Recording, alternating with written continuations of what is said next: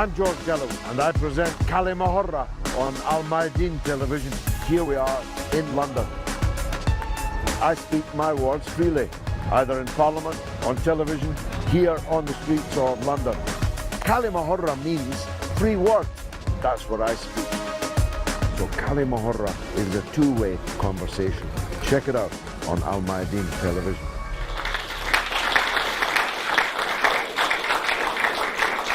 Welcome to كلمة with me, George غالاوي, for Al Mayadeen television, coming to you from London with an audience of distinguished experts and one or two enthusiastic amateurs like me. We're talking about Ukraine and the Crimea. It is the 25th anniversary of the independent state of the Ukraine. I'm going to argue tonight that Ukraine has never been independent. It was dependent for a very long time upon Russia, and before that the former Soviet Union, and now it is effectively an international protectorate, just like Kosovo, dependent entirely on the international financial system and increasingly a source of very great danger indeed. If World War III ever breaks out, it will break out in one of two places. One of those is the Syrian Arab Republic, which we have discussed on كلمة many times, and the other is Ukraine. Crimea was given away in a drunken promise by the former Soviet leader Khrushchev more than half a century ago. No one imagined that it would have any consequences. It was like taking sixpence from one pocket and putting it in another, because when it was given away to Ukraine, both were member states of the Union of Soviet Socialist Republics. All of its people are Russian, with a Tatar Muslim minority. None of them are Ukrainians. And so when the events of the winter of 2013-2014 occurred, it was inevitable, at least that Crimea, and arguably all of eastern Ukraine, would be posed with an existential problem about their nationality. 80% of the people of eastern Ukraine are Russian. They are either Russian nationals, or at the very least they are Russian-speaking people. And they were quite content to live in a Ukraine that was living in amity with Russia.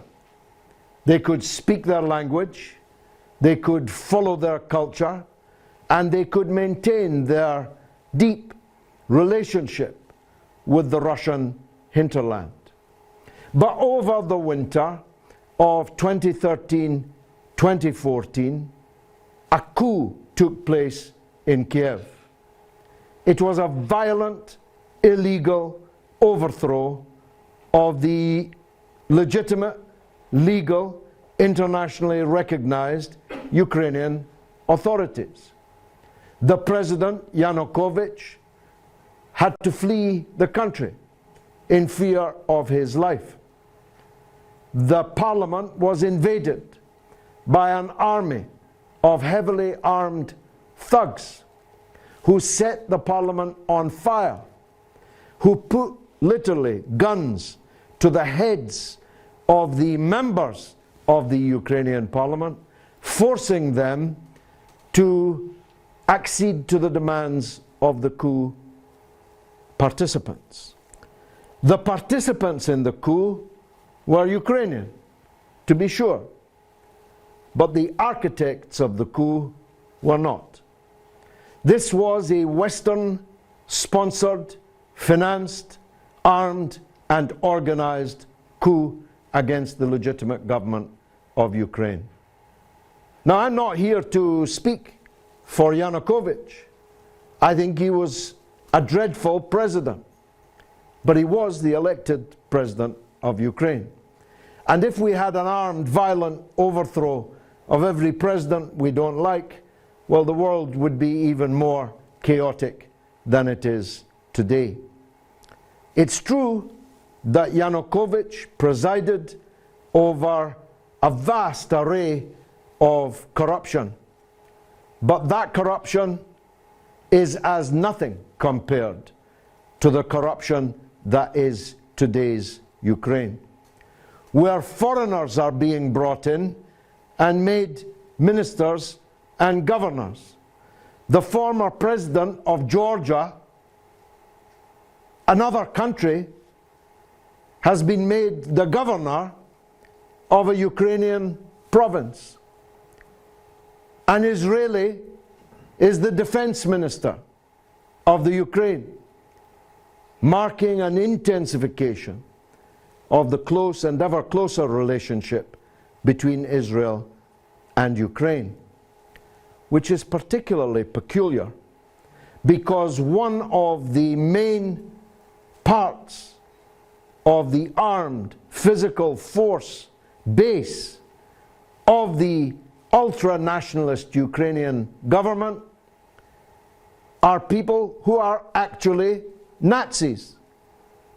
I'm not exaggerating. I'm talking about people who have swastikas tattooed on their arms, who carry flags with Nazi symbols on them, who carry the picture of the leading collaborator with the Nazi occupation of Ukraine, which massacred Ukraine's Jews.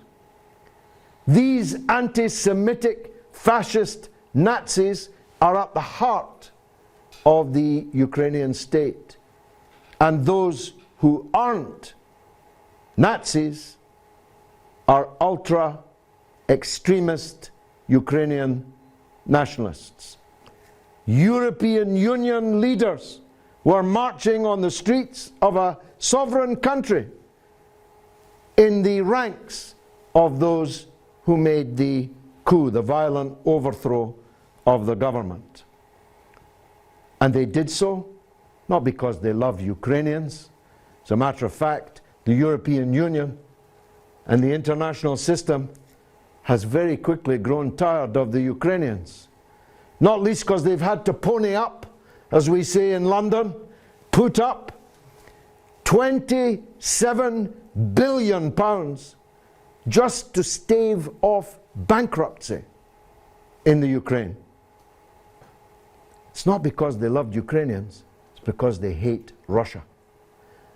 And they don't hate Russia because they don't like Russians, because when drunken Yeltsin was in power in Russia, giving away all of Russia's national wealth, they loved Russia. They hate Putin's Russia because Putin stands up to them. Putin is making Russia strong again, has returned a sense of dignity and importance to the Russian people, which had been lost before Putin came to power. So this is a new front line for NATO. They have their soldiers there. They have their military equipment there. They are moving their tanks literally and proverbially onto the lawn of Russia. And I don't know about you, but Putin doesn't seem like the kind of man who scares easily to me.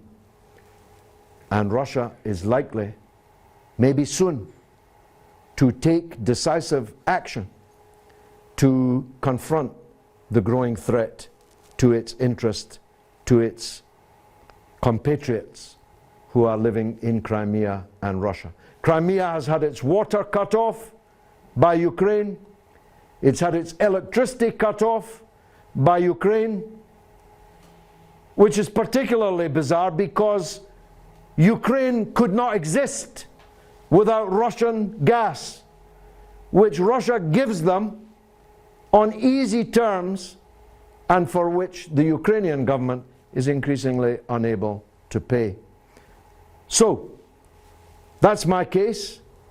I want to hear your response. Who's going to speak first? Yes, the gentleman in the white jacket. Hi, George. My name is James. I'm very interested in what you have to say, but I have to disagree.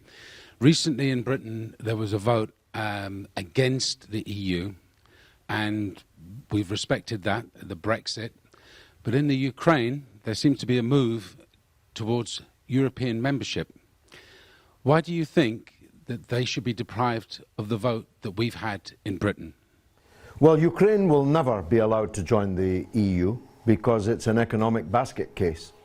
It's only alive, not bankrupt today, because of the tens of billions of pounds which the IMF and the European Union has given them. And to bring Ukraine, which is a big country with a big population, into the EU would be an enormous financial, economic burden on the rest of the EU. They don't want Ukraine in the EU, they want Ukraine in NATO. They want Ukraine in a relationship with NATO, because that allows them not to have to carry more of the burden of the problems of the Ukraine, but to have Ukraine as a base on Russia's border, pointing their rockets at Ukraine. So it's true that the Ukrainian people exist, that the state of Ukraine exists, and it's better if everybody respects that. But in return, the government in Kiev have got to respect the fact that a substantial minority of their own population are Russians who want to have a close relationship with Russia. And if they don't, there'll be trouble. That's all I'm saying.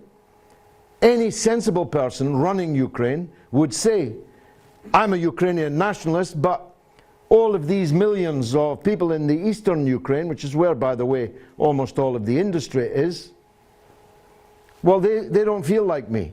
So we have to find some solution where I can live how I want to live and they can live how they want to live. And I can look west and they can look east. Otherwise, the country will have to be divided, partitioned. The boundary will have to be redrawn. Now, I believe that Russia is about to make some decisive moves in relation to Crimea, because Russia cannot accept that Russian people in Crimea, which is part of Russia, can be starved of water and electricity. So they are bound now, I believe. National feeling in Russia is such that they are bound to take action to break that logjam. And when they do, there will be a new crisis between Western power and Putin and Russia. And that's why I say, if there's going to be another world war, it'll probably start in the Ukraine. Who else would like to speak? Yes, the gentleman at the front. Yes, go ahead. Hi, my name is Tom Pierre-Shonik. I'm a junior doctor. I just wanted to add on to what you said, George. In terms of Crimea and Ukraine, earlier this month there were two occasions when Ukrainian military saboteurs were sent across the border to basically cause trouble, destabilize Crimea. On both occasions, they were detained by the Russian army. Or the first group was detained by the Russian army, and they found that they were carrying explosives. You know, I mean, what else would they be going into Crimea for? On the second occasion, they were involved in a firefight with border guards. 2 Russian border guards were killed. Now, it's clear that these saboteurs were sent at the behest of the Ukrainian government. So actually, the Ukraine is clearly provoking situation with Russia. Now, we often hear on media that Russia's invaded Ukraine, although there's no evidence of, we've never actually seen any actual evidence of any Russian tanks in Ukraine. No picture exists of any Russian forces in the Ukraine. Well, 2 pictures exist, but one's a picture of Russian tanks in Russia, and the other one's a picture of Russian tanks in South Ossetia 7 years ago. But there's actually no pictures of Russian tanks in Ukraine itself. That doesn't mean individual Russians haven't gone across to help their families. I mean, I think, if I was a Russian, I'd be going across too to help my family who are under attack by fascists. Fascists who we thought would be eliminated from Europe 70 years ago, but sadly, with the help of America, they've come back. But essentially, if anything, Russia would now have a right to attack Ukraine. It's not going to, because Putin's a smart guy. He's not going to fall for the trick. But if anything, taking into account the provocations that happened against Donetsk, Lugansk, and now against Crimea, if anything, Russia would actually have a right to send its troops into Ukraine. I mean, think about it. I mean, I'm sure if say the Mexican army started shelling and shooting at the American border, killed 2 American border guards, I'm sure the U.S. jets will be over like a flash. And just to develop your go back to your point, James, what we need to understand is the relationship between Ukraine and the US is not a love relationship. Basically, the United States wants to use Ukrainians as cannon fodder. The US is happy to fight Russia to the very last Ukrainian, and to the very last Pole, and to the very last Latvian. They are using the Baltics basically as cannon fodder. Now, unfortunately, we've got some not particularly great leaders in power now in the Baltic states and Poland, and in Ukraine we've got a coalition of oligarchs and fascists. But essentially, when we had Yanukovych in power, yes, he was a corrupt leader. He was corrupt, but no more corrupt than most other leaders. Now Ukraine has gone, in the space of 2 years, it's gone from a functioning but corrupt country to basically a not functioning third world country. I mean, if there was a prize for the quickest time in which you could destroy your own country, I think Poroshenko would get it. I mean, short of a nuclear... Just 2 years. Yeah, I mean, short of a nuclear bomb, I don't think you could literally destroy a country that quickly, short of nuking it. I mean, essentially, this is something what the media is not. It's not reporting, but the Ukraine has become basically a battleground for NATO against the USSR. And another interesting point, actually, Russia's portrayed as the aggressor, but what many people don't, what the news outlets don't report in the UK, is that there are almost 1 million Ukrainians hiding in Russia who fled the conflict. Now, this must be the first time in history that the victims are going to seek shelter from the aggressor. That's quite interesting in itself. Yes. Now tell us, before you pass the mic on, this fascist formation which, just for younger viewers and younger members of the audience, when Hitler invaded the then Soviet Union, he occupied the Ukraine and conducted wide-scale massacres of the population. And a fifth column inside the Ukraine rose up to welcome Hitler and to offer their services as his allies in the occupation. Am I right in saying that they didn't even wait for the SS to start murdering Jews? They murdered them themselves.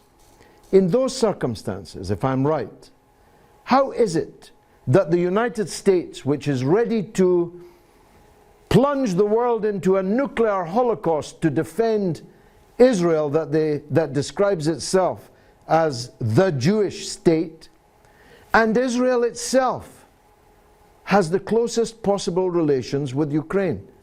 How is that possible when these fascists are central to the new power in Ukraine? I mean, it's quite ironic, George, but then I suppose in a word, geopolitics. I mean, after all, the US is using ISIS. It's using Islamic terrorists, ISIS, to destabilize Syria. So basically the United States, through its conduit of NATO, it will use whatever it can around it to destabilize its enemies. It will use anyone. It will use neo-Nazis in Ukraine. It will use ISIS in Syria. I mean, to go back to your point about the Banderas, so the Ukrainian Patriotic Army who worked together with Hitler when he invaded the USSR. I mean, they were responsible for the Lviv pogrom, where thousands of Jews were killed in Lvov. They were also responsible for massacres of tens of thousands of Poles, Russians, and Ukrainians, both in Poland and in Ukraine. Unfortunately, there are supporters of this group who exist. In London, you might not know it, but there's actually a Stefan Bandera Museum in London. Have a look at the website of the Association of Ukrainians in Great Britain. And they advertise it with glee almost. They say, our hero, Stefan Bandera. There's a museum to a Nazi collaborator in London. It's on the internet. No, I don't often learn things at my age, but that's something you've just taught me. Thank you very much for that. Yes, sir. George, Julian Morrow, a teacher. You described the Ukraine financially as a basket case. I thought the Ukraine used to be known as the bread basket of Russia. So why can a country with resources like that not stand alone in the region? Well, no country can exist as a purely agricultural economy in 2016 in Europe. There's no shortage of food in Europe, and the extent to which European agricultural policy has been stitched up in the interests of principally French but all European farmers means that there's very little room for agricultural produce from Ukraine to be allowed to compete in the European Union market. Ukraine's industrial base is old, decrepit, Soviet era, and entirely tuned to trade with Russia, which also has a lot of similar industrial plant and equipment. And that's both of those are the reasons why Ukraine will never be allowed to join the European Union, because its agriculture would compete with pre-existing European Union agriculture, and its industry would become an enormous albatross around the neck of the other European Union countries. That's why I'm saying it's a controversial point that Ukraine has never actually been independent. In all of this 25 years, it was first dependent upon Russia, is still, in terms of energy and in terms of its industrial produce, dependent on Russia, but has now made a turn to the West and is now costing more than any other line item.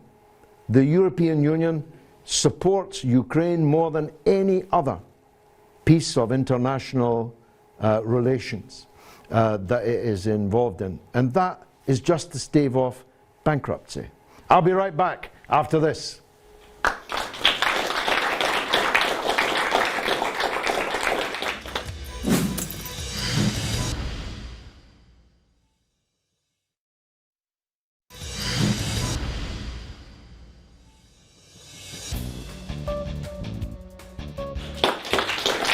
You're watching كلمة with me, George Galloway, for Al Mayadeen Television, coming to you from London, but discussing Ukraine, the Crimea, Russia, and the danger of a third world war. Doesn't get much bigger than that. We took the كلمة camera onto the streets of London to see what the public thought. Take a look at this.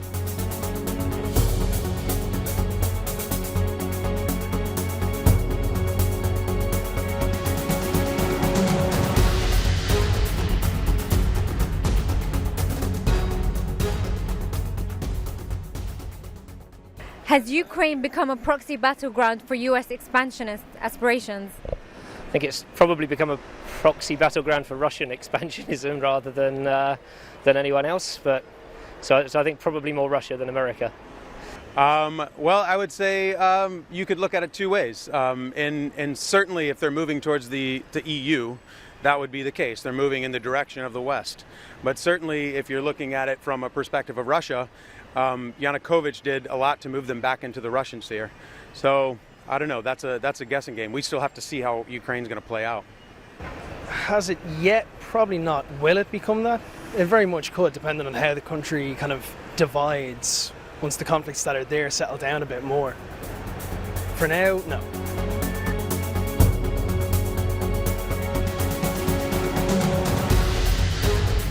What does independence actually mean for former Soviet states? Freedom to choose which alliances they make. I mean, being on their own isn't really viable, but choosing whether to be with Russia or to be with Europe, I would say, for instance, is a key choice, would be the sort of freedom that provides. I mean, for the guys who lived in Eastern Europe, any kind of independence is so valuable, to have suffered the way they did for so long. The opportunity to run their own countries is brilliant. Well, you see how we are sleepwalking into this conflict. Most of the members of the public that we spoke to actually know nothing about the conflict in Ukraine. And in as much as they know anything at all, they know the absolute opposite of the truth. Let's deal with two issues that were raised there. One was, the last fellow said it's so wonderful for former socialist countries in the Eastern Bloc to be free, to be independent, not to be told what to do by other countries. That's actually a perfect description of the situation now. The Ukraine is now absolutely dependent on other countries and has no meaningful independence at all. But the bigger question was one raised earlier in the Vox Pops, which was Russian expansionism. Russia has not expanded by a single centimeter. Actually, Russia has given away and allowed to go all of the territory of the former USSR, including countries like Kazakhstan that it could easily have held on to, and which are virtual treasure troves with tiny populations and vast wealth, oil and gas. Russia allowed them to go. There are no Russian forces in eastern Ukraine, though, as our junior doctor friend said earlier, Russia would have every right to enter eastern Ukraine to defend Russian people under bombardment there, but they have not. Crimea was an autonomous republic. It was the Crimean Autonomous Republic. Now, I'm no lawyer, but I do know a bit about the English language. Autonomous means autonomous. It means that you have the right to decide how you're going to live. And the Crimean people had a referendum in which, in overwhelming numbers, they said, well, if the Ukraine is going to become an anti-Russian country, we're going back to Russia. And that's what happened, and nothing will reverse that. Anyway, enough from me. Let's take the gentleman at the back. Yes, sir. How much do you think this is a punishment for Putin and Russia for the Syrian conflict? And if it is a punishment, has it backfired? Because America's already lost its kind of sphere of influence in Africa. We've seen that China's become kind of the hegemonic economic force there. And then since this Crimea situation, we've seen that Russian influence in the Middle East is now increasing, and America's slowly starting to lose its influence there. So I guess my question is it punishment, and has it backfired? It is undoubtedly punishment, not just for Syria, although that is a very, very significant part of this story, because the United States has been, and its allies, have been absolutely confounded in Syria. They have poured billions through their satraps in the Persian Gulf, billions, maybe hundreds of billions, into destroying Syria in order to get rid of the president and the regime. And it has completely failed, and it's not going to succeed now.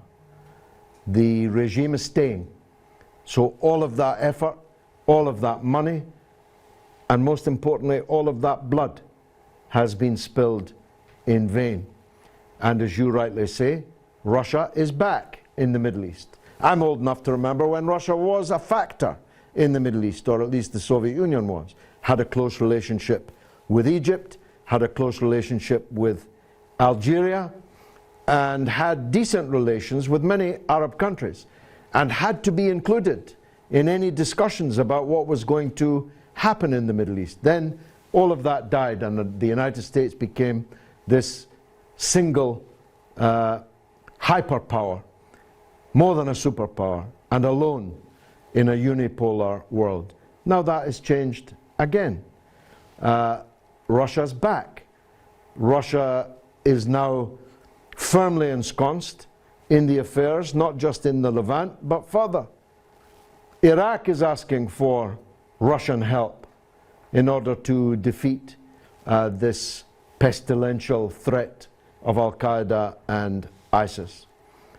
The Palestinians are asking Russia, can you do anything for us?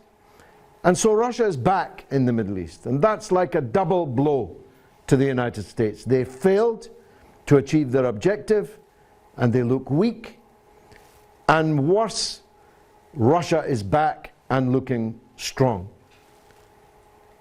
So it has backfired.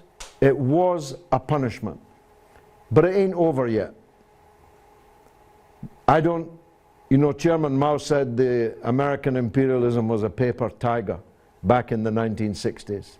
It definitely wasn't true in the 1960s, and it isn't true yet. It's an old tiger. Some of its teeth have fallen out. It's enfeebled, sure, but it's still a tiger, and it still has a capacity to destroy and to damage. And neither Syria nor the Ukraine are finished stories yet. Please. Just a quick follow-up question. Increasingly, more and more of the media coverage seems to be about Russian athletes that have apparently cheated and failed drugs tests.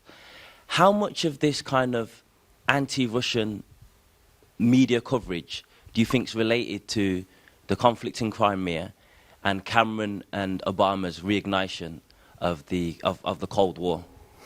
I think it is entirely. There are many Russian cheats in athletics, but there are no more Russian cheats than there are American cheats, or Chinese cheats, or British cheats. They're all cheats.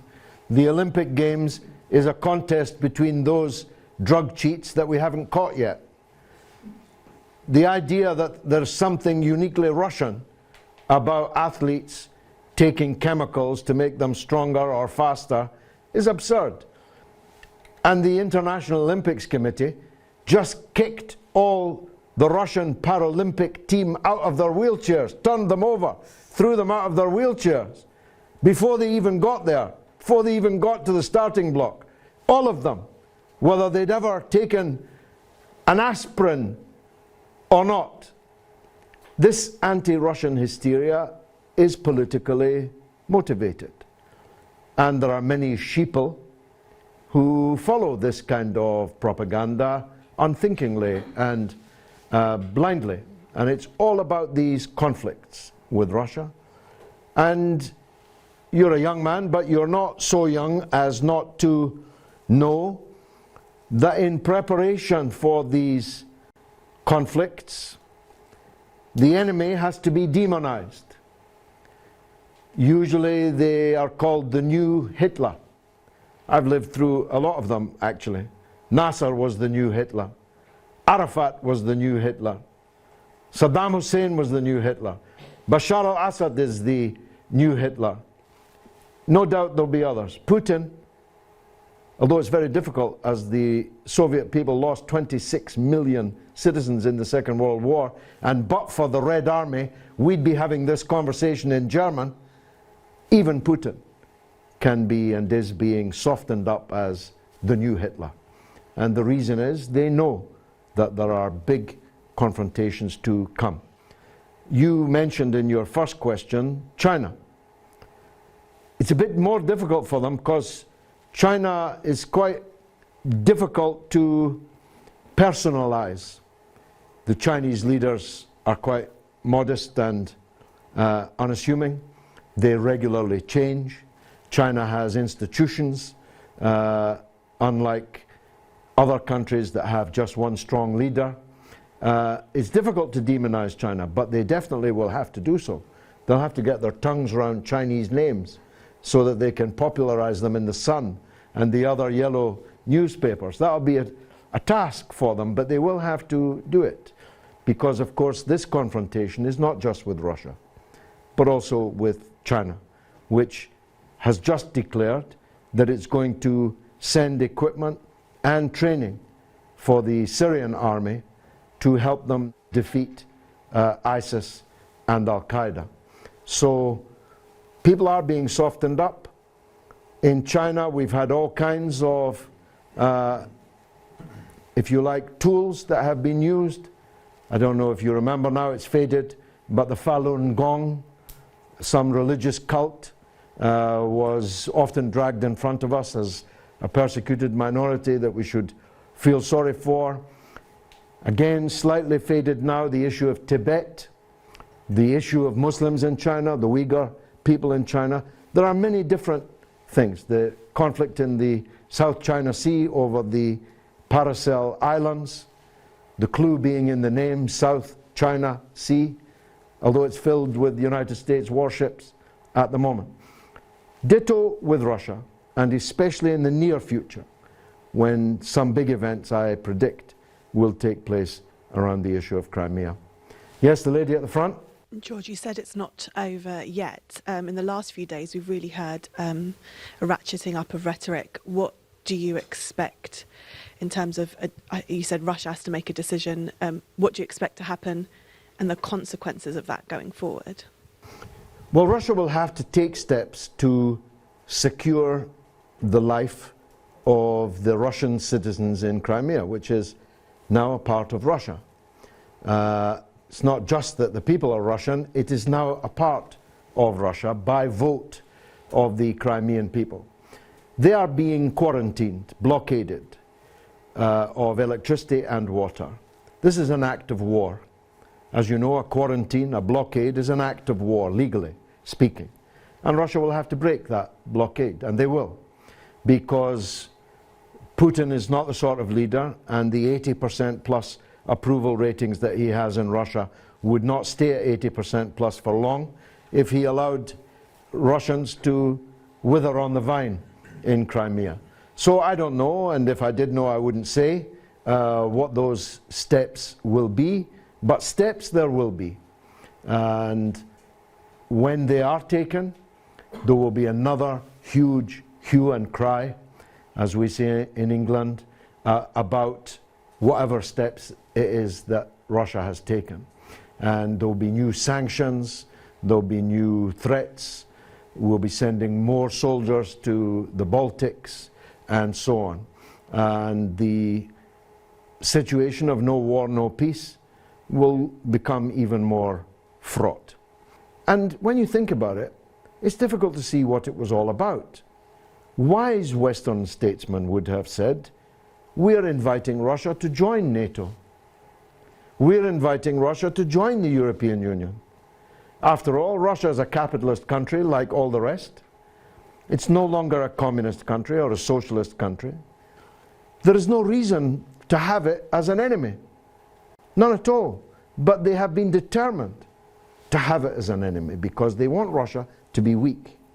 Because a strong Russia is a competitor to them. Now, this has forced Russia to look east.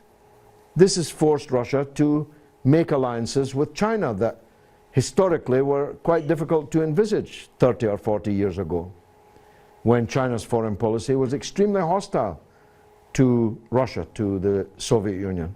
But now China and Russia are very close friends, economic allies, creating all kinds of international institutions which rival the Western institutions in banking, in development, in investment, and militarily. And so, to quote Chairman Mao again, Chairman Mao said, sometimes the enemy struggles mightily to lift a huge stone only to drop it on its own feet. And I think that that's what they've done in relation to Russia. Two quotes from Chairman Mao in the first segment of this show, كلمة on Al Mayadeen television. I'll be right back.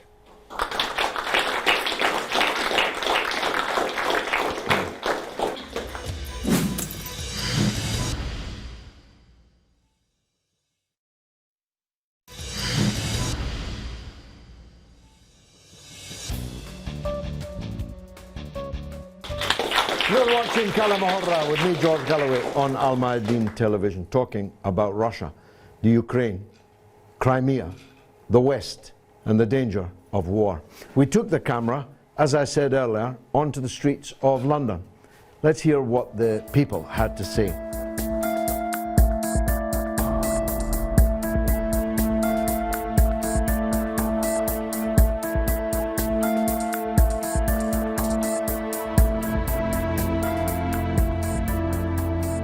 Will Ukraine prove to be a deadly step too far in the game of nations? No, I don't think so, because I don't think anyone has I don't think Russia Russia is obviously the big force that's there, and I don't think they ultimately I don't think they have the want or have the ability to cause. Again, time will tell. I hope not. But certainly they're in a very precarious position. I don't think so, no. I don't think so. I mean, yeah, there's an exceptional amount of Russian influence on one side, and I guess the West are going to try and play with the other, but will it be the end or will it be a deadly game? No, I think there's far more and far bigger places that can be taken and have places with a much more strategic importance in global politics, etc., without wishing to diminish Ukraine, its size, and the people that do live there.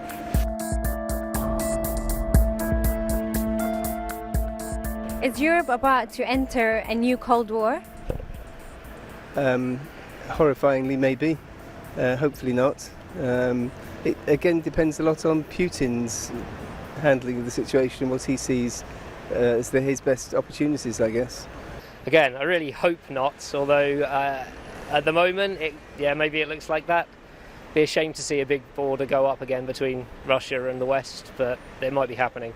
I don't think so. I mean, while we have cut off certain supports to the likes of the Russians, at the same time we still greatly need them and they probably greatly need us.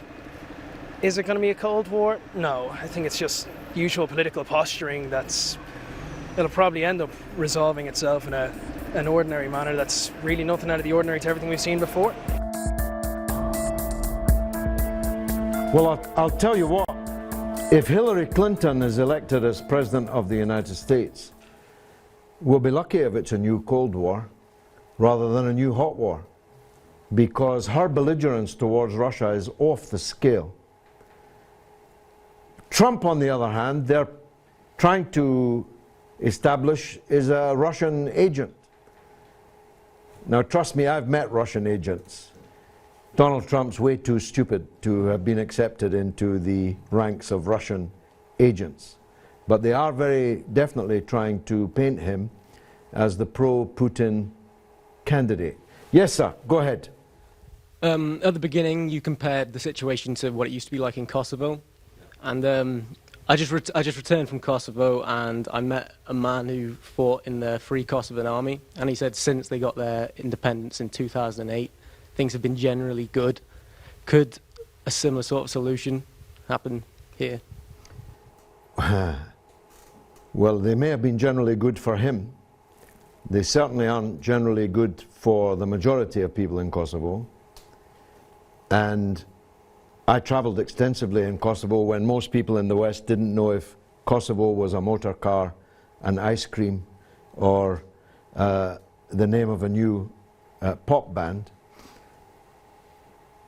The breakaway of Kosovo from Yugoslavia, indeed the breakup of Yugoslavia, has been a disaster for the majority of people in Kosovo, including the Christian minority in Kosovo that has been effectively ethnically cleansed from the land. Insofar as anybody is eating in Kosovo, it's because of the international political system that's feeding them. Kosovo is a constant drain on the international financial system, including the European Union. Because it's much smaller, it's not on the scale of Ukraine, but every dinner on every table in Kosovo is somehow coming from the international system. It has become effectively an international protectorate. It's a NATO, EU, IMF, World Bank, US colony, of use only to potentially cause difficulties in the region, should that be required. Kosovo is the largest source of illegal weapons in the European Union. It's the largest source of people trafficking in the European Union. It's the largest source of prostitution on the streets of the European Union. And if you stop your car at traffic lights in London, it'll be a Kosovan who steps forward to offer to wipe your windscreen. They have exported their people and imported the wealth of the international system, and that's the only basis on which Kosovo continues to function.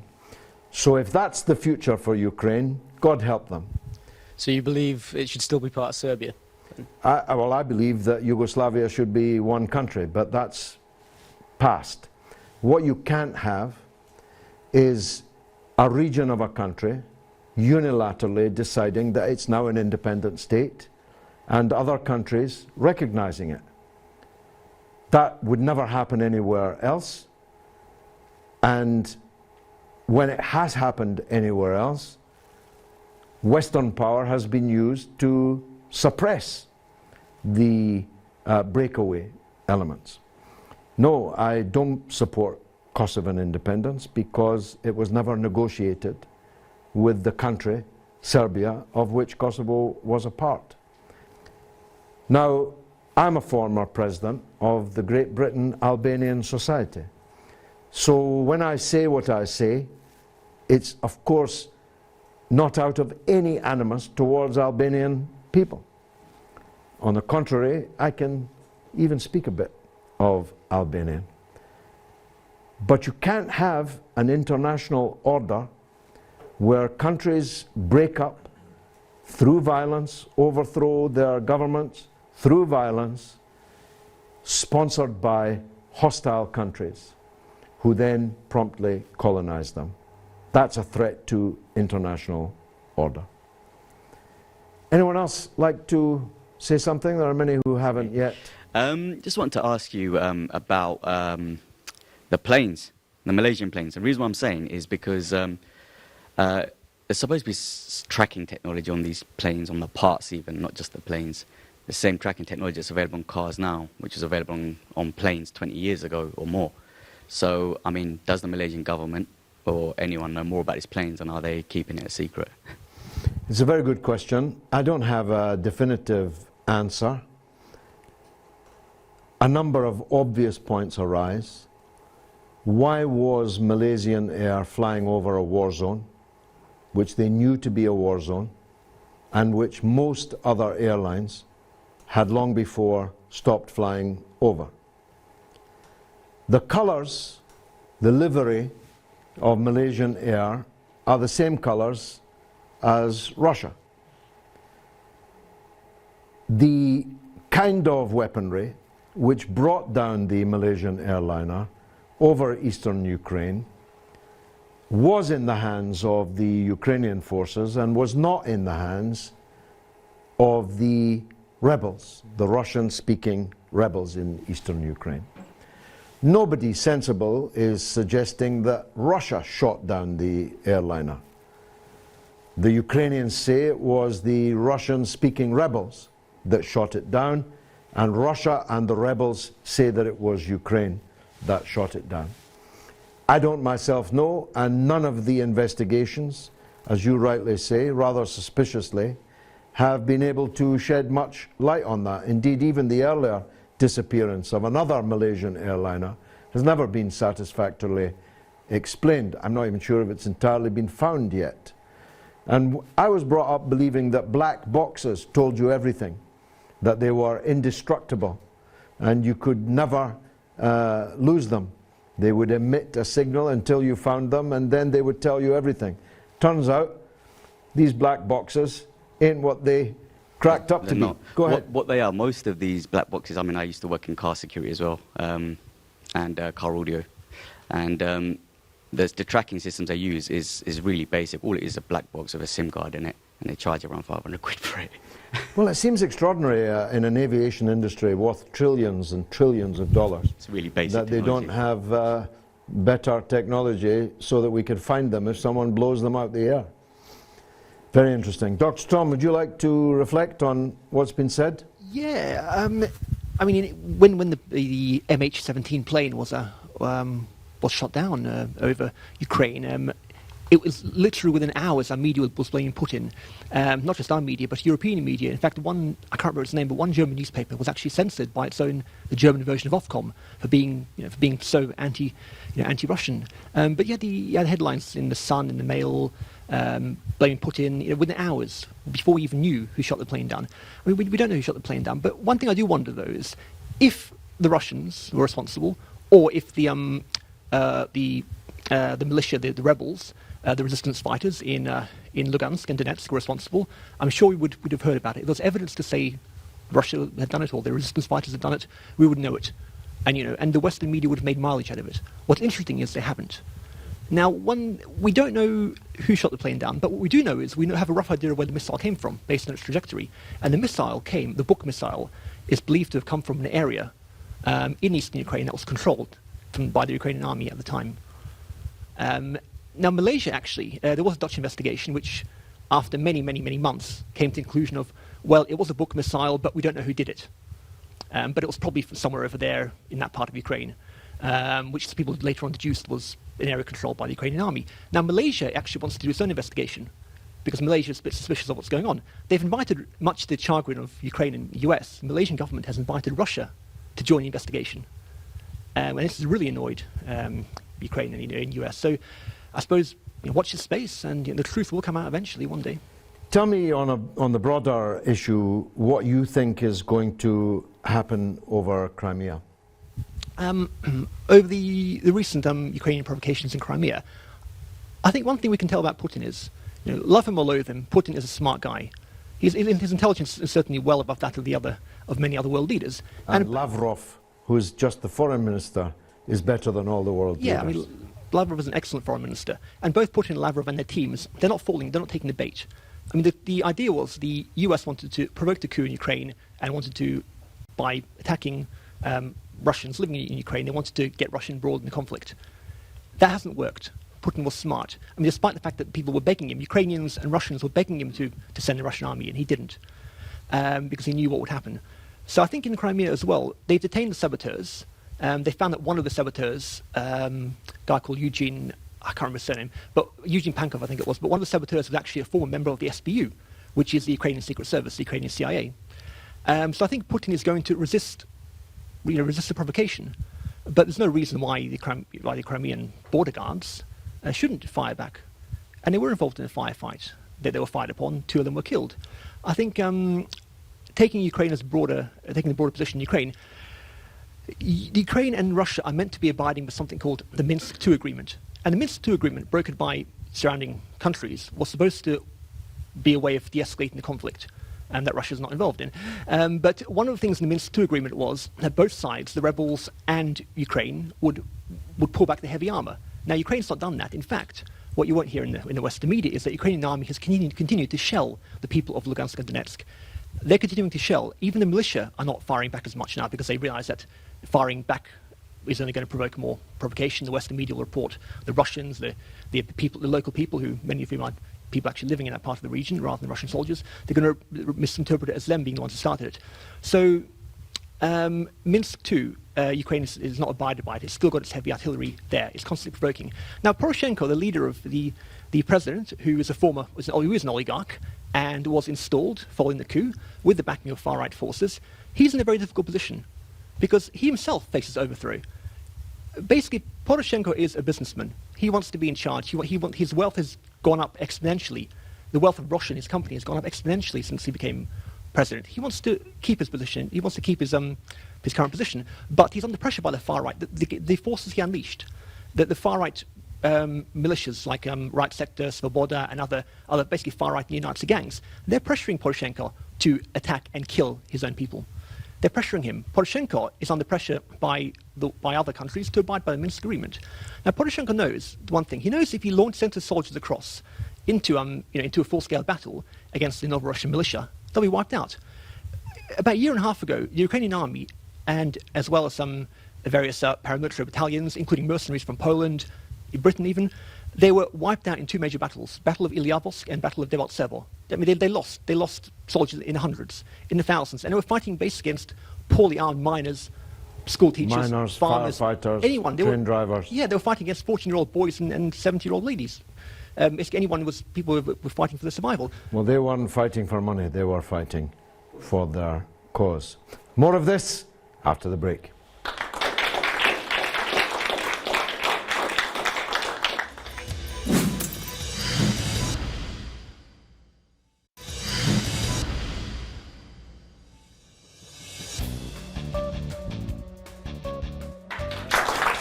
You're watching كلمة حرة on Al Mayadeen with me, George Galloway, coming from London. We're talking about the situation in the Ukraine, in Crimea, with Russia and the West in an increasingly tense standoff.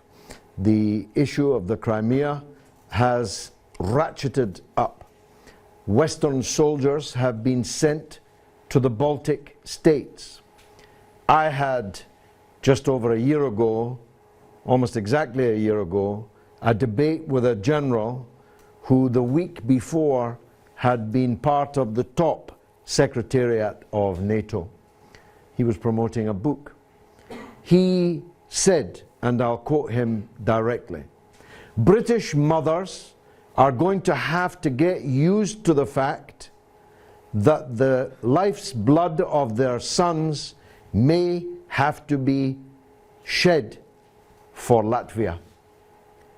I pointed out to him that most British mothers have never heard of Latvia, have no idea where Latvia is, and certainly wouldn't be prepared to see their sons shed their life's blood for it. But it was a chilling reminder, inside the bubble of NATO and its political masters, how dangerous this situation is. Russia has not raised a finger in relation to Latvia or any of the Baltic republics, despite many provocations where again substantial Russian populations, minorities, are being steadily discriminated against, their language and culture marginalized, Russian war memorials torn down. Despite all these provocations, Russia has done nothing and intends to do nothing towards these Baltic states. But as a casus belli, it is increasingly the case that the Western power elite is seeking to create areas of provocation and conflict. Last word from you, Doctor, then I'll move on to the others. Did you want to comment on the overarching position? Why take a question I raised. Why didn't the West invite Russia to join NATO and the European Union? When communism collapsed, why didn't they embrace Russia in a big bear hug? Why not? Because that would have created a multipolar world, and it's all about maintaining US hegemony. I mean, yeah, I think Russia and the EU would make a powerful combination, and this is why America's stoking things up to prevent the EU and Russia working together. Imagine the EU and Russia would be very powerful, but they would be a threat to the US economically as a result. But actually, they've in trying to get the EU, pressure the EU to demonize Russia and break relations between the EU and Russia, they've actually shot themselves in the foot, because Russia has turned eastwards to the much bigger China and Iran and India and other nations there. So actually, it's the EU and the US that have been left isolated. I agree with that. Madam, would you like to say something? I need to have women speakers. It's in my contract. Hi, George. I'm just thinking how the world war peace is achievable, and what's my and everyone individual role at this scenario. World peace, what we have now is not peace but the absence of war. Of course, there are dozens of wars going on, but there's no general war. My parents, maybe your parents, lived through a world cataclysm which literally saw the entire earth on fire, and almost 100 million people perished in that Second World War. And my mother's still alive, and she was alive then in the Second World War. So some people, this came up a lot during the EU referendum debate. They said, well, the EU has kept the peace. But of course the EU has been involved in every war virtually that has been going. They just haven't been fighting each other. And as Dr. Tom just said, the interests of the European countries lies in good relations with Russia. They would be enormously, culturally, economically and militarily strengthened if we had a proper relationship with Russia and a growing trend towards friendship with Russia. That would make us all richer and more powerful, more important in the world. and of course, above all, safer. Because instead of belligerence with Russia, we'd have friendship. But the United States cannot allow this, because that would be a threat to the United States' domination of the earth. Let's see. Yes, the lady behind you. Hi, George. You spoke about the US and about Hillary Clinton if she is elected for the US to be a Clinton, president. yeah. Yes. How would she deal with the situation? How would she, in Russia, between Russia and Ukraine, Well, how would she make the relationship between the US and Russia better? Oh no, she'll make it worse. She'll make it worse much worse. compared to She Trump. said so. Just this week, she gave a speech in which she explicitly stated that if she's the President of the United States, there will be regime change in Syria. Now, as Russia has already made it clear that it will not tolerate regime change in Syria, this means war. If you're going to fight the Syrian Arab army, you're going to fight Russia. And you're going to fight Iran. And you're going to fight the Lebanese resistance, Hezbollah. That's a pretty big war. And Syria is a very small place.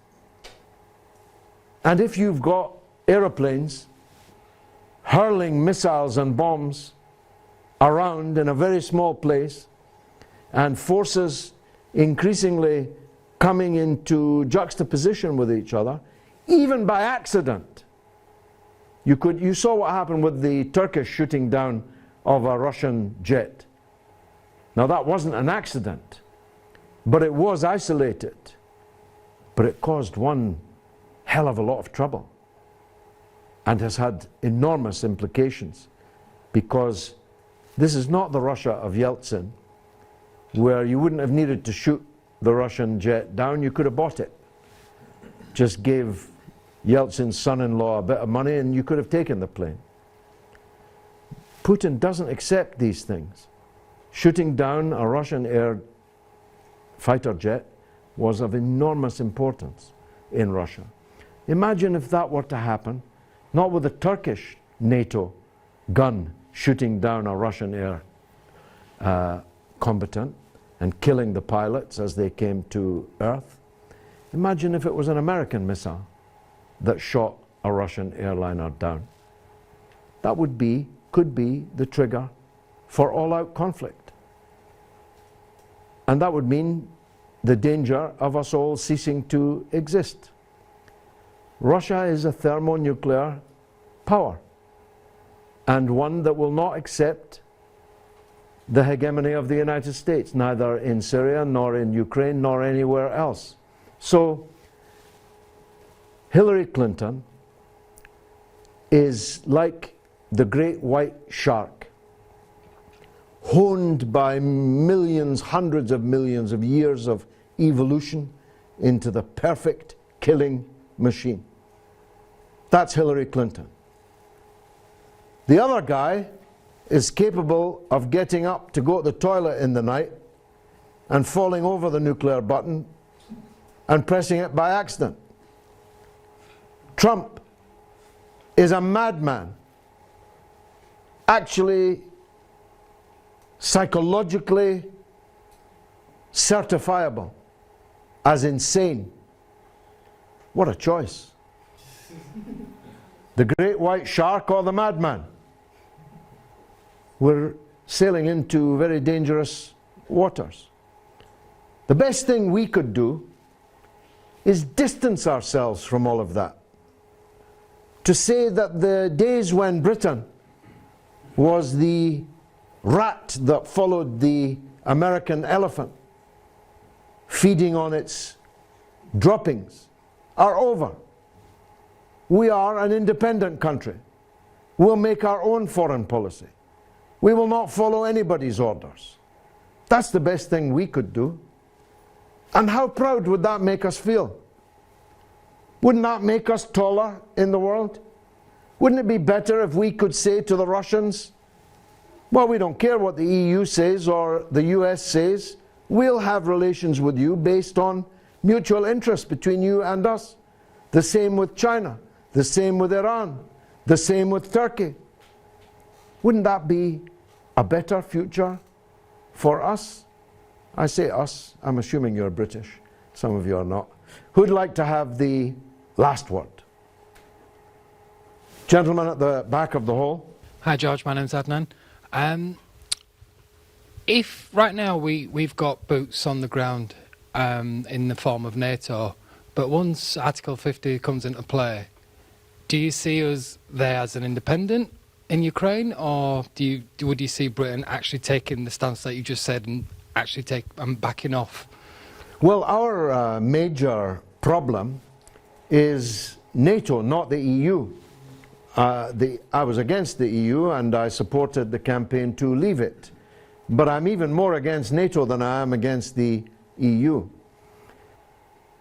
Russian wealth will have to stay in Russia. Thieves will be imprisoned. Russia will not be pushed around anymore. Russia is a great power, a nuclear-armed superpower, and it insists upon acting like one. And its interests have to be taken into account. They don't have to dominate. They don't have to win every argument. But they have to be at the table. And when they say that we will not accept the persecution of the Russian people in the Ukraine, they mean it. It's not an empty promise. And if it was, Putin would be replaced by somebody even stronger than him, even more determined than him. When they say we will not allow the government in Syria to be overthrown, they mean it. And they're showing that every day. And they have allies. Just this week, they received from the government of Iran permission to use an air base in Iran, which cuts the flying time to Syria very substantially and allows an intensification of the Russian war against ISIS, Al-Qaeda, and their associated fanatic terrorist groups. So Russia and Iran and China, and to some extent India, South Africa, these emerging countries and powers are more and more finding common ground. They have many things that divide them.